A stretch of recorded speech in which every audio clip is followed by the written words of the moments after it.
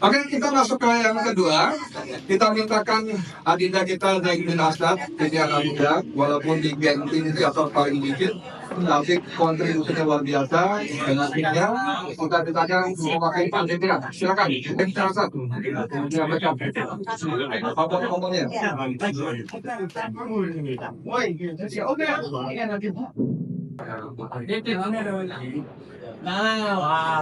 Sini. Bismillahirrahmanirrahim. Assalamualaikum warahmatullahi wabarakatuh. Karena ini hari 17 Agustus 1945 adalah momentum sejarah sebuah revolusi kemerdekaan bangsa Indonesia yang dipekikkan oleh kelompok anak muda, kemudian diaminkan oleh kelompok tua, maka Amerika kita linggis, Belanda kita usir, penjajah kita usir, termasuk antek-antek Irlandia kita injak lehernya. Maka dari itu, suara petik merdeka ini harus sampai ke istana negara di IKN. Merdeka! Merdeka! Merdeka! Oke, terima kasih. Tepuk tangan. Yang saya hormati, senior-senior saya, para inisiator, ada Pak Eko, Mbak Syahganda, Bang Jali, Bang Edi, kemudian Bang Munarman, senior saya di Korwal Miten, Asal Taniwa, kemudian beberapa senior-senior, ada Bang Jumbur, sebagai inisiator dari gerakan ini. Ini gerakan baru dibentuk 1 minggu lalu. Gitu. Jadi Bang Eko panggil kita, ayo kita silaturahmi di UBK, mengenang ibunda kita tercinta, Rahmawati Soekarno Putri. Ngopilah kita di sana. Akhirnya muncul gagasan, kita bikin logo, kita bikin konsep, kita bikin rencana untuk kumpul di momentum Hari Kemerdekaan agar kita merdeka dan gerakan yang dibuat oleh rezim-rezim tidak bertanggung jawab ini. Dan alhamdulillah dalam waktu 1 minggu bisa terrealisasi, dan insya Allah kita matangkan lagi agar orang-orang yang sudah berjuang, mohon maaf, orang-orang yang dimakar ini mungkin media bisa kutip, orang-orang yang dituduh makar dan dituduh represif pemerintah ini bukan orang-orang yang tidak punya kapasitas. Di sini orang profesor, doktor, akademisi, purnawirawan, mantan birokrat seperti Bang Jumbor, mantan menteri. Itu udah bayangin, kita sebagai aktivis, pemimpin mahasiswa dituduh makar, kita nggak punya senjata dituduh makar gitu loh. Kalau Bang Narto bolehlah sedikit.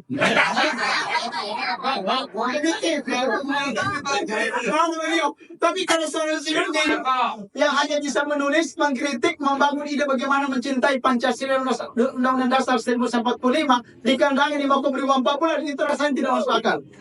Anaknya lucu, imut, dituduh makar. Apa sih itu? Gila di sini. Berasa ini kita berkumpul bukan untuk menumbangkan rezim, tapi kita akan bernegosiasi dalam rangka kemaslahatan agama, bangsa, dan negara. Di tengah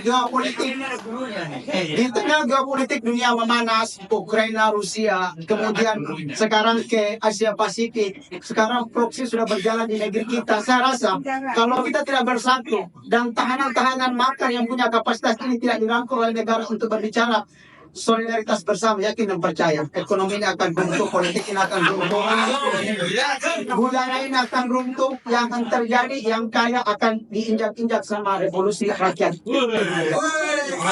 Ini kalau jangan terjadi. Betul.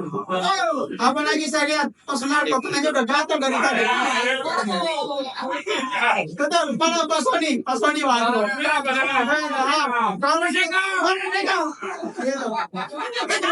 Tadi saya salah dan bersalah, Pak Soni cubit terus. Ayo gerak, gitu. Kita angkat tinggi lautan menjadi daratan. Ini kata beliau tadi. Oke siap. Bagaimana? Abang kita kabar siap? Karata siap berjuang lagi. Pokoknya Karata kita siap viralkan lagi Indonesia. Bahkan jalan gaib pun kita viralkan bahwa kita sedang berjuang lagi. Oke, insya Allah kedepannya habis ini kita bermusyawarah kita bikin rancangan acara yang lebih besar. Begitu Bang Syahganda? Ya. Gitu. Karena setelah saya telusuri Bang, adik-adik saya mahasiswa itu ada ratusan yang jadi korban. Tiga hari ada 3, ada 2 adik kita yang kena peluru tajam dan mati. Siapa yang harus bertanggung jawab itu? Kemarin di Bawaslu waktu kita memperjuangkan 08.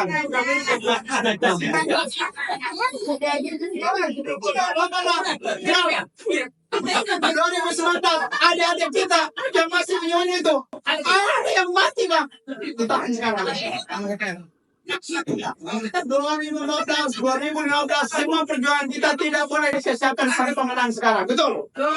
Sang pemenang harus mengingat bahwa kemenangan dia tidak lepas dari tali sejarah para orang-orang korban seperti kita. Terima kasih. Assalamualaikum warahmatullahi wabarakatuh.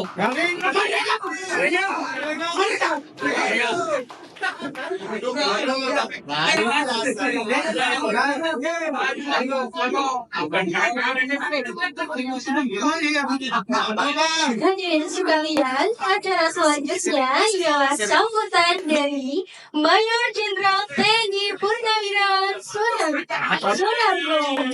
Pembacanya disilakan. Ini kita lengkapi, ya. Itu di atas itu. Kebun Manasto ada Majuin dikit. ada Majuin dikit, majuin dikit. Majuin. ada Usman Betul. Kan, bukan ini nah, ini.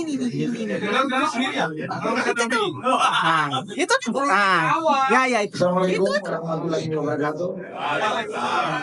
Kelihatan nih? Bagi kita semua. Nggak kelihatan nih. Nah, Terima kasih kepada pembawa acara, tapi sebenarnya pembawa acara ini bisa protesnya menuju saya nih. Nggak tahu kenapa saya suruh bicara gitu. Cuman tadi yang pertama saya mau apa tadi? Menjelaskan apa yang disampaikan tadi Zainuddin. Saya bukan penyelundup senjata. Nah, sekarang saya buka. Itu rekayasa. Senjata rusak dikirim kemari, belum saya ketemu, tapi katanya kirim ke saya. Padahal yang pegang dari sana. Dan itu senjata rusak. Jadi kalau dipamerkan oleh si Tito, si Wiranto, segala macam itu fitnah. Lawan fitnah. Karena senjata saya itu senjata rusak. Dan itu bukan senjata ini, bukan senjata yang katanya buat yang baru itu. Karena itu sisa perang Kamboja diambil gerilyawan tidak gerilyawan itu Thailand Selatan kelompok Thailand Selatan ingin ke Aceh udah ngobrol. Kemudian ada yang lucu, ada yang lucu. Ini saya sampaikan aja sih, biar aja karena udah kebetulan dipancing sama si Indonesia. Waktu saya ditahan di Guntur, datang 2 kolonel suruhan Kababikuk atas perintah Panglima TNI, Panglimanya si Hadi. Datang itu 2 kolonel. Saya masih ingat namanya. Satu kolonel CPM Bambang Suparyanto, 1 kolonel hukum Santoso.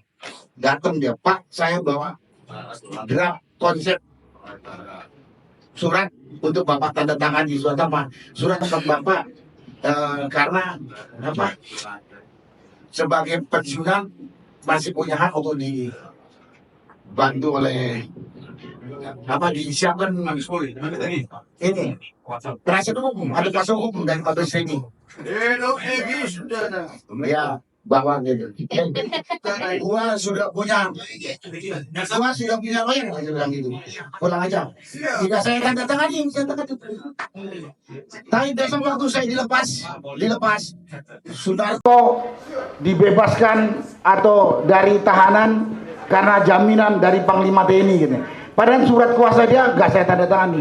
Termasuk ada suatu surat kuasa dari Luhut yang tidak suka, yang saya tolak juga lewat seorang bintang 3. Pulang aja kau, gua nggak butuh jaminan lawyer dari satu dari Luhut, satu dari Panglima TNI. Tapi begitu saya dilepas, running tag-nya TV One mengatakan Mayor Jenderal Purnawirawan Sunarko dibebaskan bersyarat dan lain sebagainya atas jaminan Panglima TNI dan atas jaminan Luhut Binsar Panjaitan. Bingung kan? Orang yang saya nggak pernah ngasih ini. Dan saya sampai sekarang ini statusnya tersangka nih. Rehabilitasi. Hah? Nah itu saya cari. Biar tahu rekayasa yang dilakukan, hanya bukan hanya saya saja. Saya masih mending. Itu Habib Rizik itu rekayasanya kayak apa itu coba? Di mana salah dia? Cuman bilang gua sehat. Gua bilang sehat, tapi besok sakit. Biasa aja. Saya sekarang bilang sehat, besok mati juga masih bisa kan? Apalagi bilang sehat, besoknya sakit. Ya, itu rekayasa. Nah inilah rejim pemerintah yang harus kita lawan. Nah itu satu. Yang kedua tadi pembawa acara mengatakan ini apa ini? Kita kumpul pertama, susun organisasi, tapi nanti kita lanjutkan apa katanya nggak jelas gitu kan? Nggak tahu kalau nggak jelas-jelas saja gitu. Nah gitu. Karena memang menurut saya rejim ini ya picek, ya budek, yang dablek. Di medsos itu sindiran, makian, apalagi hujatan. Apa pernah didengar? Apa pernah digubris? Bahkan teriakan kalau kita demo di lapangan nggak ada yang didengar. Jadi kesimpulannya rejim ini memang harus dikepruk, gusur, ganti. Nah tapi pembawa acara malu-malu nyebutnya kan itu. Tapi untuk ngepruk itu kita harus cari kekuatan, Pak. Nah, gimana kita ngumpulkan kekuatan itu? Tapi di sini ada Panglima Trimatra, ada Panglima FPI. Nah, gua ini kalau saya ini Panglimaan gitu kan. Nah, gitu ya. Mudah-mudahan. Iya sekali lagi, ini rejim tidak memban, tidak bisa disindir, tidak bisa dibentak, tidak bisa diingatkan. Ini negeri punya bersama gitu, enggak ngerti.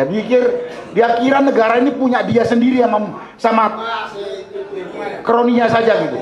Kita ini numpang gitu. Jadi kesimpulan saya ini kesimpulan pribadi, orang ini nggak bisa diomongi, nggak bisa dibentak, nggak bisa diludahi gitu. Harus ditendang. Nah, untuk nendang itu kita harus butuh kekuatan. Kalau enggak kita punya kaki yang patah gitu kan. Nah, simpulkan aja sendiri. Itu kesimpulan pribadi saya. Ya mari setelah ini kita memperbesar, memperkuat diri. Kalau enggak, rupanya dunia ini memang enggak jauh beda juga dengan dunia binatang. Siapa kuat yang menang gitu kan. Betul kan? Betul. Padahal ini dunia manusia gitu. Tapi nyatanya enggak jauh beda juga gitu. Nah mungkin itu aja yang saya sampaikan. Mudah-mudahan tadi yang dikatakan oleh Jainuddin tadi bisa disampaikan kepada adik-adik mahasiswa. Karena dari tahun 45, 66, 98 itu motor mahasiswa. Tapi begitu tahun 2019 motornya emak-emak. Malu juga saya. Bapak-bapak malu ya. Apalagi ini mahasiswa. Terbalik. Ingat 45, 66, 98 motor kekuatan utama mendobrak rejim adalah mahasiswa. Tapi 2019 udah berbalik ke mama. Saya berharap 2024 ini mahasiswa kembali ambil alih. Siap, kita yang tua ini siap. Coba tanya Pak Munarman, tanya Pak Ruslan Buton, siap nih masih? Biar Pak Pincang-Pincang masih siap kan? Mudah-mudahan. Sekali lagi mudah-mudahan persaudaraan Tapol Napol 2014-2024 ini bisa jadi wadah yang mempelopori pembentukan kekuatan untuk kembali rakyat mengambil alih kehidupan bernegara sesuai dengan konstitusi yang kita punya. Terima kasih. Wassalamualaikum warahmatullahi wabarakatuh. Alhamdulillah sambutannya udahan. 2 menit panjang lagi kita ditangkap lagi, makar semua gara-gara dia. Makasih, makasih. Oke, selanjutnya kita minta siapa? Bang Jumhur Hidayat ya? Iya Pak, Semua betul. pilih inisiator, kita dengarkan mungkin agak lebih halus, lunak. Barangkali, mudah-mudahan. Monggo. Lunak aja lunak. Bismillahirrahmanirrahim. Para senior, jenderal-jenderal dan aktivis yang telah mengorbankan jiwa raganya untuk perjuangan demokrasi dan konstitusi. Selamat sore, salam sejahtera bagi kita semua. Assalamualaikum warahmatullahi wabarakatuh. Saya ini dapat penugasan aja sebetulnya. Sebenarnya yang paling berhak untuk ini tapi ditugaskan oleh Dr. Saganda, ya sudahlah kita ada tugas lain ya. Jadi saya memang ikut rapat-rapat, inisiator benar. Jadi there is no sacrifices is wasted. Tidak ada perjuangan pengorbanan yang sia-sia. Dari tahapan panjang perjuangan ini mungkin kita baru di tahap awal atau tahap pertengahan, kita belum tahu, dan memang perjuangan masih panjang. Dan alhamdulillah kita semua masih waras, tidak menjadi ayam sayur, bahkan kita semakin galak ya kan terhadap komitmen kita untuk mencapai cita-cita itu. Karena tidak sedikit yang Rendra tuh punya sajak begini, sangkar besi bisa merubah Raja Wali menjadi burung nuri. Kita dari Raja Wali di penjara jadi Garuda, ya kan? Dan ingin memerdekakan Indonesia semerdeka-merdekaan yang sejati. Jadi bukan jadi burung nuri, bukan jadi ayam sayur. Dan bahkan bisa sebaliknya sekarang, Pak Munarman. Seringkali jabatan, kedudukan sedikit, protokoler yang menggiurkan, punya uang sedikit, bisa merubah dan banyak sekali merubah Raja Wali menjadi burung nuri. Burung emprit. Jadi orang tadinya galak, begitu berkuasa lupa sama yang awal perjuangannya, sehingga manut kepada oligarki hitam atau oligarki yang mensetir ini semua. Dan insya Allah kalau satu hari kita berkuasa, ya kan begitu kira-kira kan, satu hari kita berkuasa, kita nggak tahu kapan ya kan, pokoknya satu hari kita berkuasa, kita tetap akan menjadi Raja Wali, bahkan menjadi burung Garuda yang memastikan kita tidak akan terhipnotis dengan fasilitas jabatan dan sebagainya. Karena bagi kita kekuasaan itu seharusnya menjadi instrumen bagi kita untuk mengoperasionalkan idealisme kita, bukan untuk kenikmatan hidup kita. Jadi kalau kita jadi presiden, jadi apapun di pemerintahan, itu kita ada dalam rangka perjuangan. Nah, ini yang salah, jadi menteri, jadi kepala badan, jadi presiden, jadi apa, mikirnya itu satu kenikmatan, salah. Tapi insya Allah itu ke depan mudah-mudahan tidak begitu, kita berharap tidak begitu. Kalau ada pejabat-pejabat yang masih mempersepsikan kekuasaan sebagai satu kenikmatan dan rezeki untuk pribadi dan golongan dan keluarga, maka sebaiknya kita tendang dari sekarang orang-orang itu dari muka pemerintahan ini. Kira-kira begitu ya. Jadi kira-kira itulah, bismillah, kita adalah golongan orang-orang yang terpilih karena kita berada betul-betul di dalam garis perjuangan. Terima kasih. Billahi fisabilil haq. Wassalamualaikum warahmatullahi wabarakatuh. Merdeka! Merdeka! Merdeka! Jangan bawa pulang ini. Ya, ternyata tidak semulus yang saya perkirakan. Masih galak juga. Sekarang kita masuki acara yang termasuk inti, yaitu kita mau dengar ini, kita ngumpul-ngumpul ngapain. Maka kita serahkan forum ini, waktu tempat ini kepada sang biang provokatornya, Dr. Syahganda Nainggolan. Kita sambut, takbir, Allahu Akbar.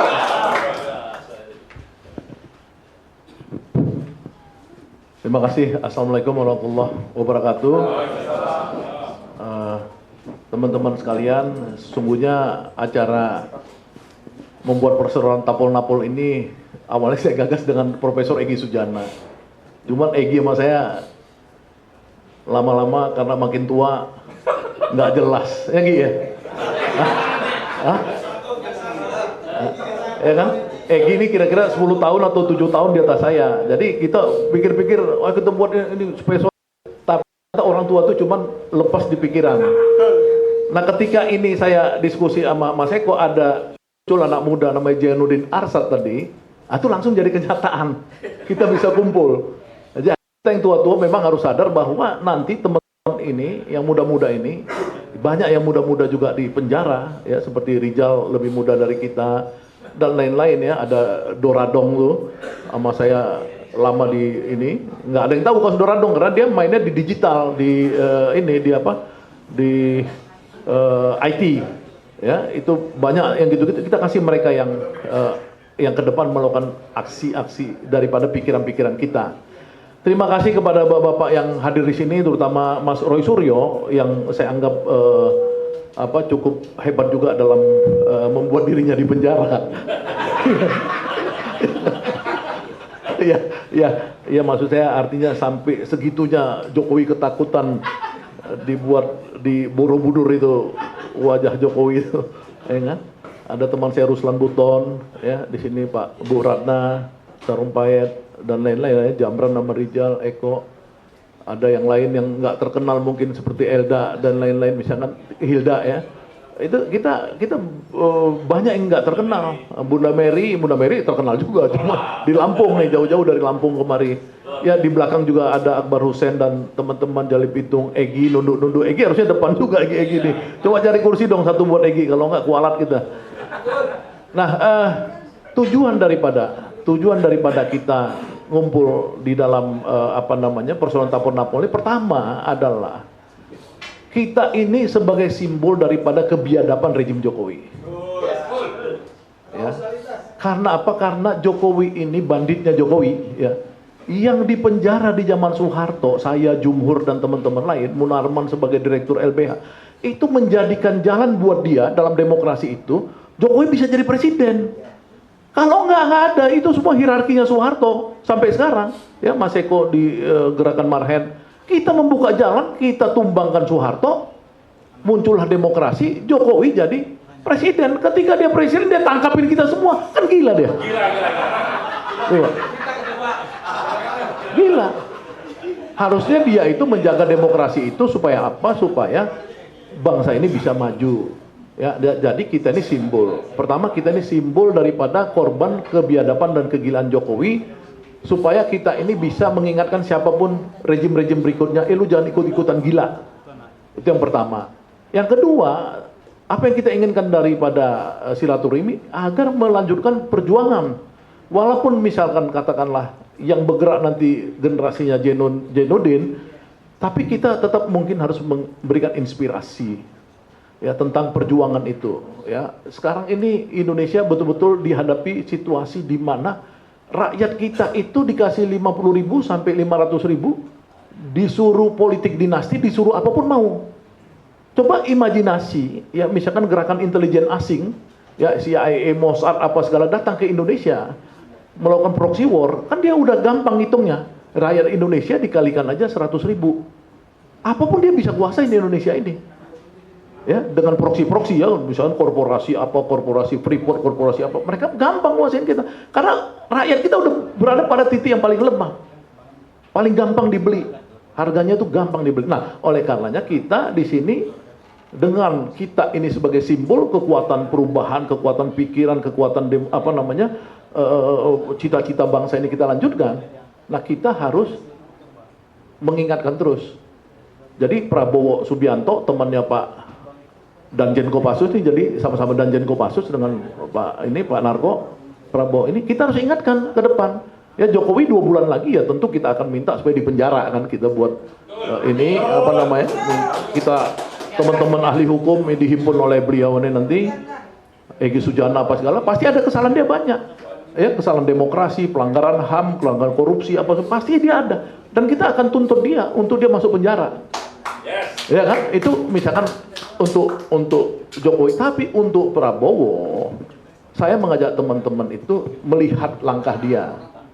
Ya, karena kita nggak mungkin misalkan tiba-tiba sekarang juga Prabowo-nya kita benci. Ya, dengan alasan seperti Repli Harun. Repli Harun ya, saya ngomong ini karena Repli Harun di channelnya juga suka ngomong gitu. Saganda itu membabi buta udah mulai dukung Prabowo. Bukan, enggak. Saya bilang sama Repli Harun kemarin saya ceramah di BEM Universitas Muhammadiyah Jakarta pada saat pelantikan. Repli lu salah. Karena Prabowo itu belum jadi presiden, dia belum ada kebijakan. Kita belum jadi korbannya, masa kita udah musuhin dia? Gila juga kita. Enggak bang, ini kan gini, dia kompromi. Ya itu kan setelah dia mau kompromi sama Jokowi. Kita kan nggak mau kompromi. Tapi menurut saya, kita ini, lembaga ini nanti, usul saya, akan menilai apabila dia sudah melakukan kesalahan dong. Ya, dia misalkan 100 hari Presiden Prabowo. Apakah Presiden Prabowo 100 hari itu memasukkan nggak? Satu, ya kan? Melakukan rehabilitasi politik terhadap semua tapol-napol. dan mengeluarkan di penjara Gus Nur dan lain-lain yang masih ada di penjara. Nah kalau itu dilakukan Prabowo, dan mudah-mudahan ini sampai, karena saya menyampaikan ini kepada Profesor Dasko, mohon maaf nanti jangan ada yang curiga ya, saya terbuka aja. Saya udah ketemu Dasko atas fasilitasi teman SD-nya ini, Jumhur Hidayat. Saya bilang sama Dasko, Prof, saya ini di penjara, teman-teman saya di penjara, tidak ada kesalahan kami. Dia bilang, bangsa Ganda kumpul aja, dia bilang, nanti itu direhabilitasi semua, dia bilang. Nah, saya sih nggak ada hubungan personal sama Dasko, hubungannya nanti saya minta sama beliau, teman-teman tim hukum, Munarman ini ahli hukum bukan direktur LBH, ini ahli hukum, Egy Sujana profesor hukum, temannya Dasko juga, Egy bukan saya teman Dasko, ya Gi, ya kan? Masukkan ini kita, apa namanya, Mas? Kalau draft Kepres, minta supaya Kepres itu sudah masuk aja tuh Pak Alfian Tanjung. Maksud saya itu Kepresnya langsung minta rehabilitasi. Setuju nggak kita rehabilitasi semua? Setuju ya? Iya dong. Iya, karena saya kemarin mau daftar di KPK. Ya, saya mau daftar di KPK kemarin pas pembukaan pendaftaran. Nggak bisa daftar saya. Karena apa? Karena di situ syarat pendaftaran tidak pernah dihukum penjara. Gitu, nggak bisa gitu. Ya udah, apa boleh buat. Nah, makanya saya berharap nanti kita direhabilitasi. Jadi perjuangan kita itu adalah yang ketiga perjuangan rehabilitasi, yang kedua menjaga sebagai avant-garde untuk memperjuangkan demokrasi, keadilan sosial di Republik Indonesia. Ya, mudah-mudahan itu bisa kita sepakati. Tidak ada di sini agenda tersembunyi. Saya paling dari zaman mahasiswa tanya Jumhur nih sama-sama di penjara di zaman Orde Baru kami. Kita tidak punya agenda tersembunyi. Saya tidak bisa dibeli oleh kekuasaan Prabowo, tidak bisa dibeli oleh kekuasaan Jokowi dan lain-lain. Jadi kalau kita ini harus membangun namanya mutual trust. Kita tidak boleh terpecah belah, semuanya kita bicarakan bersama-sama. Ya, jadi kita ini itu. Kalau kita mau lewat lagi ke agenda politik, seperti tadi misalkan persekutuan politik dengan kelompok pemenang pemilu dan lain, menurut saya sih itu kita bicarakan nanti. Itu agendanya mesti disepakati. Tapi yang sekarang kita sepakati pada hari ini adalah rehabilitasi mantan tapol-napol. Mudah-mudahan itu bisa disepakati bersama. Ya, terima kasih. Itulah inti daripada pembentukan persaudaraan tapol-napol era Jokowi ini 2014-2019. Pada inisiator Pak Hatta Taliwang, Pak Munarman, Pak Eko Sancoyo, Jumhur, kemudian Jenudin Arsyad dan Pitung, si Jali Pitung. Edi Mulyadi, satu lagi hampir lupa. Itu kita ada 8 orang yang sering merumuskan, ya. Tapi pastinya Sujana yang duluan saya laporkan, super inisiator, ya kan.